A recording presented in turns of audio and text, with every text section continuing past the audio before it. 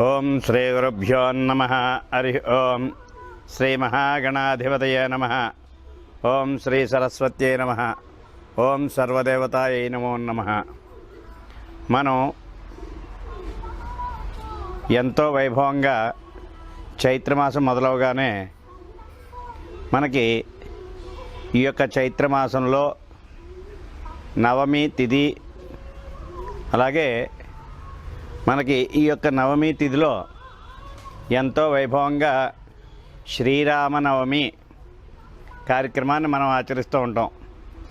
ఈ యొక్క శ్రీరామనవమి ప్రతి వాడవాళ్ళ పల్లెపల్లెల గ్రామాల్లోనూ ప్రతి ఒక్కరూ కూడా పట్టణాల్లోనూ ఈ యొక్క శ్రీ సీతా సమేత శ్రీరామచంద్ర స్వామి వారి యొక్క శ్రీరామనవమి మహోత్సవాలు ఎంతో వైభవంగా ఆరంభించి ఈ యొక్క కార్యక్రమాన్ని మనం చైత్రమాసం నుంచి మొదలు పెడతాం. ఈ యొక్క కళ్యాణం చైత్రమాసం అంటే ఉగాది వెళ్ళిన నవమి రోజున ఈ యొక్క శ్రీరామచంద్ర స్వామి వారి యొక్క కళ్యాణ మహోత్సవంతో మనం కార్యక్రమాలన్నీ కూడా మొదలుపెట్టి ఎంతో చక్కగా ఈ యొక్క కార్యక్రమాన్ని ఆచరిస్తూ ఉంటాం. ఇక్కడి నుంచి మనకు అన్నీ కూడా పండుగలు లైన్గా వస్తూ ఉంటాయి. ఈ యొక్క చైత్రమాసంలో మనం ఎంతో వైభవంగా మనం ఈ యొక్క కార్యక్రమాన్ని ఆచరించి తర్వాత నుంచి చాలామంది వివాహాలు చేస్తూ ఉంటారు ఇంట్లో. ముందు శ్రీరామచంద్ర స్వామి వారి యొక్క కళ్యాణ మహోత్సవం జరిగిన తర్వాత వివాహ ముహూర్తాలు పెట్టుకుంటూ ఉంటారు చాలామంది. తెలుసున్న వాళ్ళందరూ కూడా రామచంద్రుడి యొక్క వివాహం అయిన తర్వాత మాకు వివాహ ముహూర్తం పెట్టండి అని చెప్పి చాలామంది అంటూ ఉంటారు.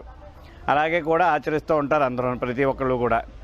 అదేవిధంగా మనం ఈ యొక్క శ్రీరామనవమి దేనికోసం ఆచరిస్తున్నాం, దీని యొక్క విశిష్టత ఏమిటి అనేసి చాలామంది అడిగారు. అయితే పూర్వం ఎంతో వైభవంగా మనం యథావిధిగా ఇప్పుడు ఏ విధంగా అయితే గొడవలు జరుగుతున్నాయో మీకు తెలుసు. ఇప్పుడు ఆ క్రిస్టియన్స్ అనో, లేకపోతే ఇదనో, చర్చిలనో, లేకపోతే ఆ ముస్లిమ్స్ అనో, లేకపోతే హిందువులనో ఇలా చిన్న చిన్న గొడవలు పడుతూ ఉన్నారు. అలాగే పూర్వం ఏమిటయ్యా అంటే వైష్ణవులు శివుడిని కొలిచేవారు కొంతమంది, అయితే వెంకటేశ్వర స్వామి విష్ణుమూర్తిని కొలిచేవాళ్ళు కొంతమంది అని చెప్పి అప్పట్లో దెబ్బలాటలు జరుగుతూ ఉండేవి. అయితే ఆ సమయంలో వైకానసులని, శివార్చకులని, శివపూజ చేసేవారిని శైవులని, ఈ విధంగా గొడవలు జరుగుతూ ఉండగా ప్రతి చోట కూడా రాజ్యాల్లో అలా కొంతమంది ఇలా కొంతమంది ఉంటూ గొడవలు జరుగుతూ ఉండేవి. అప్పుడు ఇవన్నీ కూడా గొడవలంతా కూడా శివుడు ఎవరో కాదు, విష్ణుమూర్తి ఎవరో కాదు, రెండూ కూడా ఒకటే రూపం అని చెప్పి మనకు తెలియజేసి చక్కగా ఒకే తాటిని తీసుకొచ్చారు ఆయన. అటువంటి ఒక తాటికి వచ్చి మనం శివాయ విష్ణురూపాయ శివరూపాయ విష్ణవే అని చెప్పి ఇద్దరినీ కూడా భక్తి శ్రద్ధలతో హిందువులందరూ కూడా కొలుస్తూ ఉన్నారు ఇప్పటికి కూడాను. ఆ రోజున శంకరాచార్యులు వారు ఈ యొక్క మూలమంత్రాన్ని ప్రతి ఒక్కరికి కూడా ప్రసాదించి విష్ణువైనా శివుడైనా ఎవరైనా ఒకటే అని చెప్పి వివరించి చక్కగా అందరినీ కూడా హిందువులందరినీ కూడా ఇది భరతవర్షే భరతఖండే, ఇది హైందవ దేశం, అందరూ కూడా హిందువులందరూ కూడా ఒక తాటి మీద ఉండి అందరూ కూడా భగవంతుడంతా కూడా ఒక్కటే, అంతా కూడా ఒక్క రూపమే అని చెప్పి ఆ రోజున శంకరాచార్యులు వారు ప్రతి చోట కూడా పాదయాత్ర ఆచరించి ప్రతి దేవాలయానికి వెళ్ళి ఆయన ఏకధాటిగా అందరినీ కూడా ఒక తాటి మీద తీసుకొచ్చారు ఆయన. అటువంటి సమయాన మన అందరం కూడా కలిపి ఒకటే పండగలా ఆచరించేది ఏమిటయ్యా అంటే శ్రీరామనవమి. అక్కడ వైష్ణవులా, లేకపోతే శివార్చకులా, లేకపోతే ఇంకోట, ఇలా దేనికి కూడా విభజన లేకుండా లేనివాళ్ళు, దీంట్లో ఉన్నవాళ్ళు, బాగా సంపాదించిన వాళ్ళు, లేకపోతే బాగా ఉన్నవాళ్ళని లేకుండా ప్రతి ఒక్కళ్ళు కూడా చక్కగా ఈ యొక్క శ్రీరామనవమి కార్యక్రమాన్ని భక్తి శ్రద్ధలతో ఆచరిస్తూ ఉంటారు. అయితే ప్రతి ఒక్కరూ కూడా అడగచ్చు, శ్రీరామనవమి ఏంటంటే ఆచరించడం అని చెప్పి. శ్రీరామనవమి రోజున ఆ శ్రీరామ స్వామి సీతాసమేత శ్రీరామచంద్ర స్వామి వారు మనకి ఇచ్చింది ఏమిటయ్యా అంటే, మనకి నేర్పింది ఏమిటయ్యా అంటే, హిందూ సాంప్రదాయంలో భార్యతో ఎలా ఉండాలి, భర్త ఏ విధంగా నడుచుకోవాలి, తండ్రితో నడిచేటప్పుడు ఏ విధంగా ఉండాలి, అదేవిధంగా మనకి కుటుంబం అంటే ఏమిటి, అన్నదమ్ములు అంటే ఏమిటి, ఈ విధంగా ప్రతిదీ కూడా ఆయన యొక్క శ్రీరామచంద్ర స్వామి వారి యొక్క చరిత్ర చూసుకుంటే కనుక మనకి ఒక్కసారి మన జీవిత గాథ అంతా కూడా జ్ఞాపకం వస్తుంది. ఎందుకంటే ఆ సీతాసమేత శ్రీరామచంద్ర స్వామి వారు భార్యతో నడిచేటప్పుడు ఏ విధంగా ఉండాలి, అలాగే తండ్రితో మసులుకునేటప్పుడు ఏ విధంగా ఉండాలి, అలాగే రాజ్యాన్ని పరిపాలించేటప్పుడు మన రాజ్యంలో ఉన్నవారితో ఏ విధంగా ఉండాలి అని చెప్పి మనకి ఒక దారి చూపించిన ధార్మిక మన గురువు ఆయనే. ఒక్కసారి మనం ఆ యొక్క రామాయణాన్ని చక్కగా పఠిస్తే కనుక మన జీవితం అంటే ఏమిటో తెలిసిపోతుంది. మనం ఎవరితో ఏ విధంగా ఉండాలి, ఏ విధంగా మసులుకోవాలి, స్నేహం అంటే ఏమిటి, అన్నదమ్ములు అంటే ఏమిటి, అక్క చెల్లెళ్ళు అంటే ఏమిటి, ఈ విధంగా ప్రతిదీ కూడా ఆ యొక్క రామాయణంలో పొందుపరిచి ఉంచారు.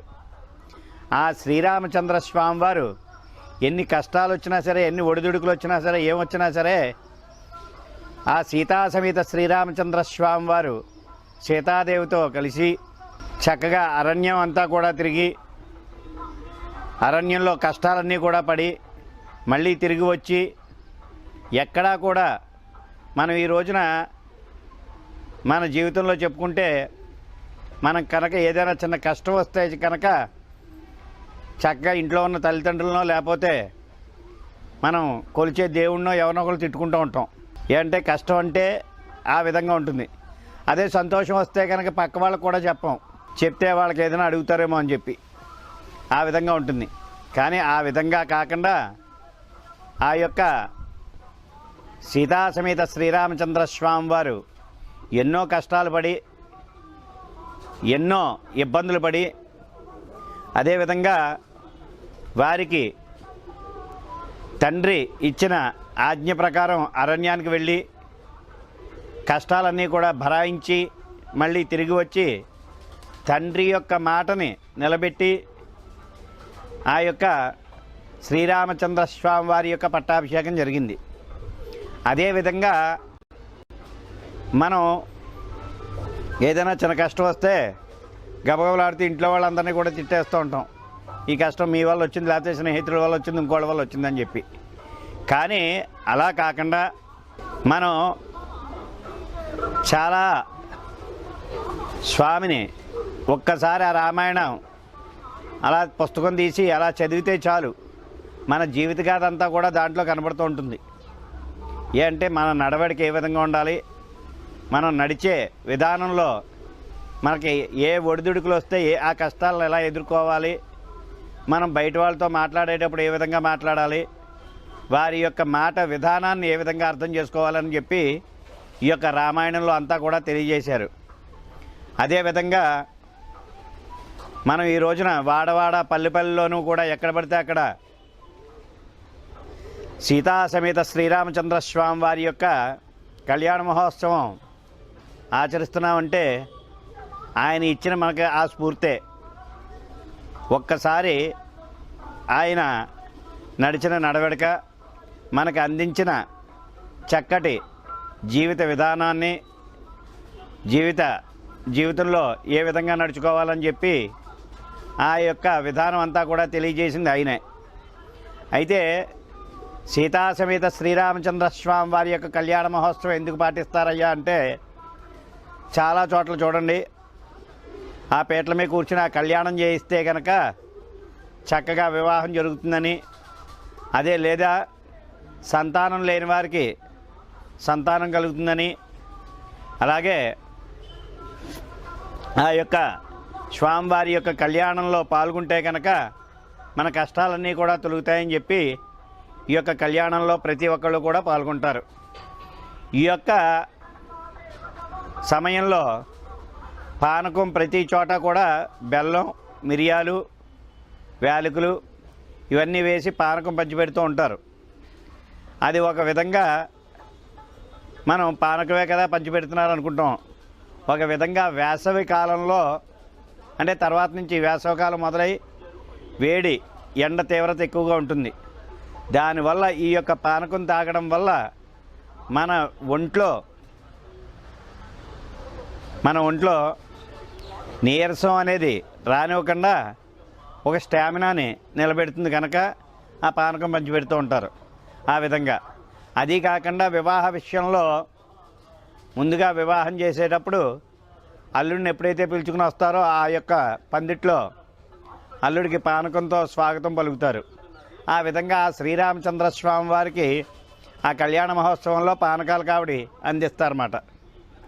పూర్వం నుంచి కూడా వచ్చే ఆచారం అది. ఆ తర్వాత ఈ యొక్క కళ్యాణ మహోత్సవంలో సీతా సమేత శ్రీరామచంద్ర స్వామి వారి యొక్క కళ్యాణ మహోత్సవంలో ఎంతో వైభవంగా స్వామివారి యొక్క కళ్యాణంలో పాల్గొని ఆ యొక్క పాదాలు కడిగిన నీళ్లు అంటే ఆ పాలు నీళ్లు అన్నీ కలిపి కడుగుతారన్నమాట. దాన్ని పాదవ ప్రక్షాళ్య అంటారు. అదే కాళ్ళు కడగడం అంటారు. ఆ కాళ్ళు కడిగిన నీళ్లు శిరస్సు మీద జల్లుకుంటే కనుక మనకి ఉన్న పూర్వజన్మ పాపాలన్నీ కూడా నశిస్తాయి. అలాగే మనకి ఈరోజు కూడా రామాయణంలో మనం ఎవరితోనూ కూడా ఎక్కువగా దెబ్బలాడకూడదు. మనం దగ్గర ఉండి మనసు నిర్మలత్వం చేసుకుని ప్రతి ఒక్కరూ కూడా ఏదైనా ఇబ్బంది కలిగిస్తే కనుక దాన్ని సామరస్యంగా ఆ యొక్క ఇబ్బందిని తొలగించుకోవాలని చెప్పి ఆయన నేర్పాడు. ఆ శ్రీరామచంద్ర స్వామి వారు అంత చక్కగా మన జీవితం ఏ విధంగా నడుచుకోవాలన్నది అంతా కూడా మలిచి వివరించారు. ఆ కళ్యాణంలో కూడా అలాగే ఆయన తల్లిదండ్రుల యొక్క ఆశీస్సులు తీసుకుని ఆ తర్వాత కళ్యాణం పీటల మీద కూర్చుని ఆ కళ్యాణ తిలకం దిద్దిన తర్వాత ఈ యొక్క వివాహం ఇక్కడే కాదు ప్రతి చోట కూడా ఆ యొక్క కళ్యాణం జరగాలని చెప్పి ఎంతో వైభవంగా వీధే కూడా పల్లెల్లోనూ కూడా ఎక్కడ పడితే అక్కడ ఆ యొక్క సీతా సమేత శ్రీరామచంద్ర స్వామి వారి యొక్క కళ్యాణం జరుగుతుంది. ఇందులో మనం తెలుసుకోవాల్సింది ఏమిటయ్యా అంటే ఈ కళ్యాణానికి వాళ్ళు హిందువులు కాదు, వాళ్ళు ముస్లిమ్సు లేకపోతే వాళ్ళు క్రిస్టియన్సు ఇలా లేకుండా కులమత భేదాలు ఏవి కూడా లేకుండా చక్కగా అందరూ కూడా పాల్గొనేది ఏమిటయ్యా అంటే సీతా సమేత శ్రీరామచంద్ర స్వామి వారి యొక్క కళ్యాణ మహోత్సవమే. ప్రతి ఒక్కరూ కూడా ఏ యొక్క కులమత భేదాలు ఏవీ లేకుండా ఏ తాత్పర్యాలు లేకుండా చక్కగా పాటించేది ఏమిటయ్యా అంటే సీతా సమేత శ్రీరామచంద్ర స్వామి వారు. అయితే మనం చూస్తే భద్రాచలం ఆ స్వామివారికి కళ్యాణం జరిగే సమయాన ఇక్కడ దగ్గరలో ప్రతి ఒక్కరూ కూడా ఆ ధాన్యాన్ని చేత్తో ఒలిచి తలంబ్రాల కింద తీసుకుని వెళ్ళి చేత్తో ఒలిచిన వడ్లని బియ్యం చేసి అవే తలంబ్రాల కింద తీసుకెళ్ళి అక్కడ ఇస్తారు. అవే తలంబ్రాల కింద పోసి అవి మళ్ళీ ఆ స్వామివారికి తలంబ్రాలు పోసిన తర్వాత ప్రతి ఒక్కరికి కూడా ముత్యాలు అలాగే ఆ అక్షంతలు తలంబ్రాలు బియ్యం అన్నీ కూడా పంచిపెట్టి ఆ యొక్క ప్రసాదాన్ని స్వీకరించి ప్రతి ఒక్కళ్ళు కూడా వస్తూ ఉంటారు. అయితే ఒక్కొక్క విశేషం ఏ విధంగా ఉంటుందంటే నాకు జరిగింది ఏమిటయ్యా అంటే నేను కళ్యాణం చేద్దామని చెప్పి నేను మనసులో సంకల్పం చేసుకోవడం, ఆ తర్వాత ఆ సంవత్సరం నాకు కుదరకపోవడం, ఆగిపోయాం. మళ్ళీ సంవత్సరానికి ఆయనే దారి చూపించి ఈ విధంగా చేసుకోవయ్యా కళ్యాణం అని చెప్పి మనకి ఒక అతన్ని పంపించి మన ఇంటికి ఆయన వచ్చి అయ్యా ఈ సంవత్సరం మీరు కళ్యాణం చేయాలి, కళ్యాణం పీటల మీద మీరే కూర్చోవాలని చెప్పి అడగడంతోనే ఏమిటి నేను కూర్చోవడం ఏంటయ్యా ఎవరు ఆ గుడి ఏటో తెలియదు, ఆ పందిరి ఏటో తెలియదు నాకు. అక్కడ నేను కూర్చోవడం ఏమిటంటే ఆయన బతిమాలి అక్కడ కూర్చోబెట్టారు. కూర్చోబెట్టిన రోజు రాత్రికే ఆ స్వామివారి కల్లో కనబడి, నాయన కళ్యాణం చాలా చక్కగా ఆచరించావు కనుక నువ్వు అదేవిధంగా కళ్యాణం ఆచరించిన తర్వాత బాలానా చోట మన యొక్క ఆలయం ఉంది, ఆ ఆలయంకి దర్శనం చేసుకోవయ్యా అని చెప్పి అన్నారు. ఎక్కడో అడవిలో ఆకుమావుడి కోట అనే చోటకి వెళ్ళి అక్కడ ఉన్న విగ్రహాలు చూసేసరికల్లా విగ్రహాలు అలా ఉన్నాయి.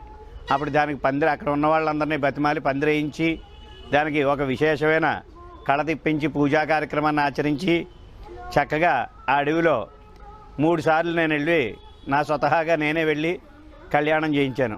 అదంతా కూడా సీతా సమేత శ్రీరామచంద్ర స్వామి వారు ఏ రూపంలో వస్తారో, ఏ యొక్క విశేషత అప్పగిస్తారో, వారి యొక్క కళ్యాణాన్ని ఏ విధంగా ఆచరించాలో అన్నది ఆయనే నిర్ణయిస్తారు.